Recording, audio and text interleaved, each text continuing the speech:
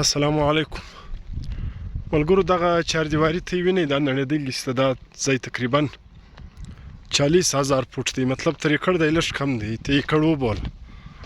دغه دا مین نیشنل هایوې سته کمه، دا د پولیټیکنیک کالج دا روډ دی، دا غټ پوخ روډ تلل دی پولیټیکنیک کالج له مین نیشنل هایوې سره نږدې. دغه پراپرټي چې دا زموږ د کلي دا دوګزۍ د خانوزۍ د سعدالله صاحب ده، د رحمت الله د ورور. نو دا ځای دا پراپرټي دی خرڅوي. دی ډېر ښایسته ځای، ډېر د موقع ځای دی، دی کمرشل ځای. دغه چهاردیواري خو نو دا اوبه چې رالې بارانونه چې وسو دغه ځای پر ځای نړېدلې ده. اوس هم دا چهاردیواري ستا ته یې وینئ، د دغه تعین ته یې کولی شئ.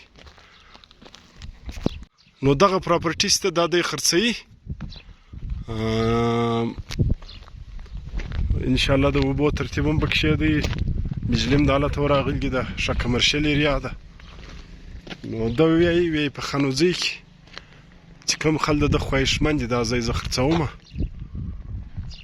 له هغه د له موږ سره رابطه وکړي. موږ بیا دا نمبر هم ورکړو د سعدالله صاحب، د کونټکټ نمبر به ته درکړو، بیا ته یار څوک خواهشمند و هغه حال ورسره وکړي. دی ډېر ښه ځای د چانس ځای دی. دغه مین روډ دی نیشنل هایوې ته یې وینئ، دغه ځای کې زه معلومی شي. دغه د ده چهاردیواري ده، د مینه ده، نو ښه غټه مینه ده. او کومه د دغه ځایګي چې دا مځکه دا ویلې ده، د سرفیس یې دی، دا یې مکمل هوار کړی دی. نو له ده سره رابطه وکړئ. دا پراپرټي ښه کمرشل ایریا ده، 40,000 فوټ ده، تر ایکړ ګوا څه کمه ده. نو ایکړ یې تاسې وبولئ چې دا ځای دی.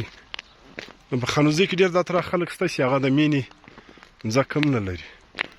نو دغه ځای چې دی ښه د مناسبه د چانس ځای دی.